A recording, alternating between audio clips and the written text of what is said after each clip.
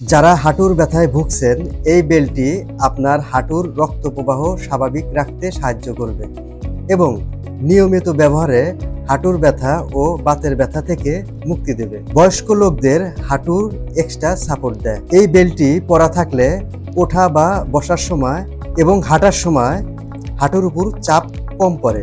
তাই বেল্টটি পরার সাথে সাথে ব্যথা দূর হয় এবং আরাম পাওয়া যায়।